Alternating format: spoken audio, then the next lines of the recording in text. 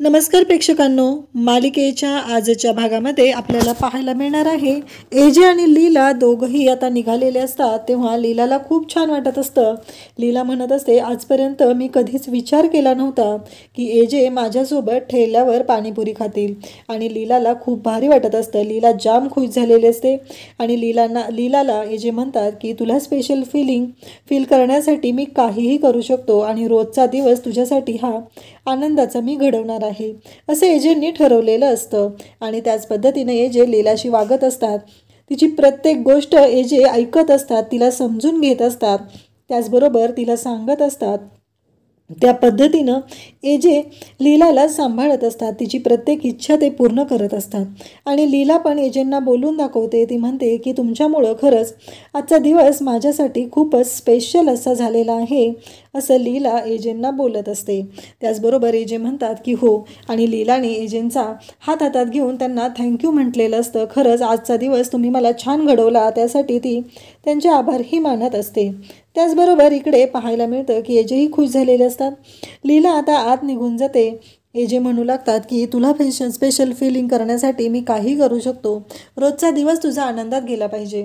खरं तर एजेंनी लीलाची आई तिच्याबरोबर जे वागलेले आहे ते पाहिल्यापासून एजेंच्या मनामध्ये चेंज झालेला आहे, लीलाबद्दलच्या त्यांच्या फिलिंग बदललेल्या आहेत।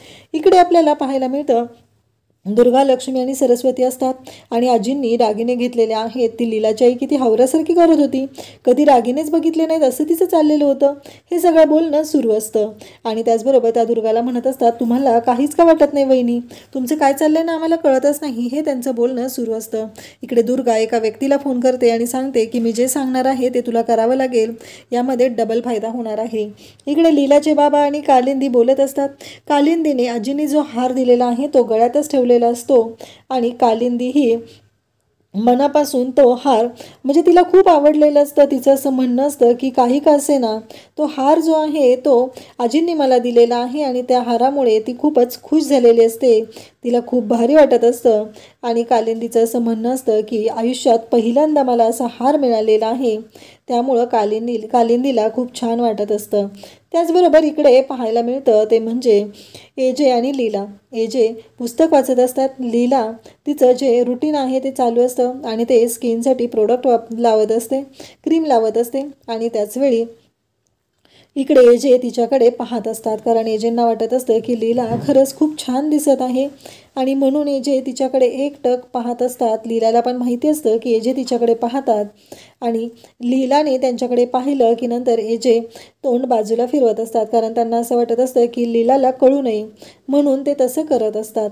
परंतु लीलाला हेही माहिती असतं की एजे तिच्याकडे रोज पाहत आहेत आणि लीला म्हणत असते की मला माहिती आहे तुम्ही माझ्याकडेच पाहत होता, तुम्ही कितीही आत्ता बाजूला गेला तरीही मला माहिती आहे असं लीलाचं म्हणणं असतं। एजे नंतर लाईट बंद करतात, कारण लीला ही झोपायला गेलेली असते। मग एजे ही लाईट बंद करतात। एजेंना लीला विचारते, तुम्ही माझ्यासाठी लाईट बंद केली ना? तेव्हा एजे म्हणतात, नाही मलाही झोपायचं होतं असं म्हणत एजेंनी लाईट बंद केलेली असते आणि दोघंही झोपी गेलेले असतात। पण एजेंच्या मोबाईलवरती मेसेज येऊ लागतात, ऑफिसमधून मेसेज असतात आणि एजे रिप्लाय देत असतात। तेव्हा लीला म्हणत असते, एजे तुमच्या मेसेजचा मला त्रास होतोय, प्लीज ते सायलेंट तरी करा फोन। आणि लीला चिडलेली असते, लीला म्हणत असते की मला झोप लागत नाही आहे याच्यामुळं, हे लीलाचं बोलणं सुरू असतं। परंतु इकडे आपल्याला पाहायला मिळतं की मग एजे फोनवरती बोलत असतात, कारण त्यांना फोन आलेला असतो आणि त्यांच्या नेक्स्ट ऑर्डरचे डिटेल्स त्यांना द्यायचे असतात, त्यासाठी त्यांचा फोन असतो। लीला अगदी उठते आणि लाईटच लावते आणि ती म्हणू लागते की तुम्हाला काय वाटते की तुम्ही एवढं हळू बोललं तरी मला ऐकायला येणार नाही, मला ऐकायला येते ते। आणि लीलाने बायकोच्या हक्काने हे सगळं दादागिरी करत असते आणि एजेंना दाखवत असते की तुम्ही हे सगळं करताय त्याचा मला त्रास होतोय। तेव्हा मात्र इकडे एजे म्हणतात की इट्स ओके। तेव्हा लीला म्हणत असते की अहो थांबा तुम्ही एजे, जरा जास्तच चालू आहे तुमचं, असं लीलाचं चाललेलं असतं। परंतु लीलाला या गोष्टीचा त्रास होत आहे हे एजेंच्या लक्षात येतं आणि एजे म्हणतात इट्स ओके। लीला म्हणते तुमच्या एम्प्लॉईला पण झोपू द्या आणि तुम्ही पण झोपा ना, काय चाललं तुमचं हे सगळं, असं लीला एजेंना बोलत असते। आणि मग एजे पण सगळं काम बंद करतात आणि तेही झोपी जातात। तेव्हा लीला मात्र हळूच त्यांच्याकडे पाहत असते आणि हसत असते। तेव्हा एजे पण झोपी गेलेले असतात। पण त्यानंतर घडतं असं की लीलाचा फोन वाजू लागतो आणि त्याचबरोबर इकडे सुना ह्या ज्या आहेत त्या खाली गेलेल्या असतात, कारण त्यांनी बोलवलेलं असतं. लक्ष्मी सरस्वतीने दुर्गाला बोलवून घेतलेलं असतं आणि दुर्गाला त्या म्हणालेल्या असतात की वहिनी, आम्ही एक प्लॅन केलेला आहे. आजींनी जो हार घेतलेला आहे तो हार अजूनपर्यंत लीलाला दिलेला नाही, तर तो हार आपण गायब करूया. तेव्हा इकडे दुर्गा म्हणत असते, तुम्हाला कळतंय का, काय फालतू प्लॅन करताय तुम्ही, आणि तो खर्च डबल होणारच आहे ना, कारण आजी परत दुसरा हार तिला देतील, तो हार हरवला म्हणून त्या काही गप्प बसणार आहेत का, असं इकडे दुर्गा म्हणत असते. आणि तेवढ्यात एक व्यक्ती आलेली दिसते आणि सगळ्या सुना धावतच जातात आणि त्या म्हणतात, कोण आहे इकडे. तर तो म्हणत असतो, हो सोडा मला. आणि जे त्याचं सोज्वळपणे बोलणं असतं ते सुरू झालेलं असतं आणि या तिघींनी तर त्याला पकडून ठेवलेला असतो. दुर्गा म्हणत असते, कोण आहे, सिक्युरिटीला बोलवेल. त्याच वेळी सरस्वती म्हणत असते, आमच्या घरात डॉग आहे, त्याला जर बोलवलं ना फाडून खाईल तो तुला.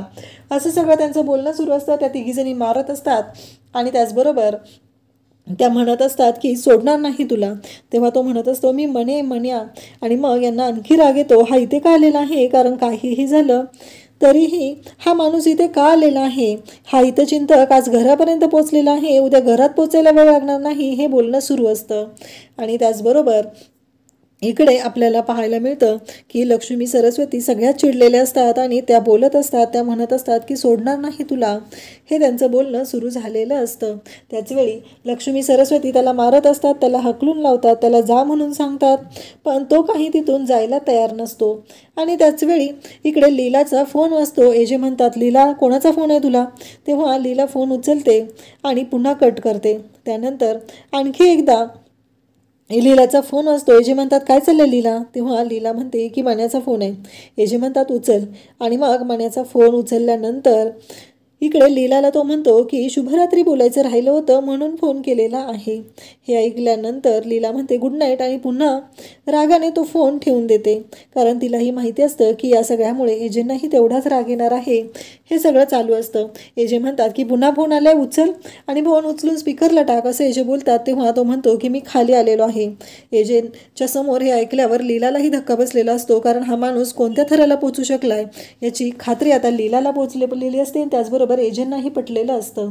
आणि त्याचवेळी एजे डोक्याला हात लावतात. एजे म्हणतात, मंद आहे का तो, मूर्ख आहे का, त्याला कळत नाही आहे का, एवढ्या रात्री एखाद्याच्या घरी जायचं नसतं, त्याला कळवल्याशिवाय, हेही त्याला माहिती नाही आहे. मग लीला बाल्कनीत जाते आणि तिथून पाहते तर तो खाली असतो आणि लीलाला धक्का बसलेला असतो. एजे मात्र भयानक चिडलेले असतात. एजे म्हणत असतात, आता सोडणार नाही त्याला, असं म्हणत एजे आता खाली निघालेले असतात आणि ते खूप चिडलेले असतात. एजे हे निघालेले आहेत आणि त्याचवेळी तो पुन्हा आता घराकडे आलेला आहे म्हणून या तिन्ही सुना त्याच्या अंगावरती धावून जात असतात. आणि त्याचवेळी एजे आणि लीला खाली पोहोचलेले असतात. आता मण्या तिथं आलेला आहे आणि तो म्हणत आहे की मी जाणार नाही आहे, मी लीलाला भेटायला आलेलो आहे, हे मण्याचं चालू असतं. आता एजे मण्याची कशी धुलाई करणार आणि त्याचा पर्दाफाश होईल का, हे आपल्याला पाहायला मिळेल. थँक्यू.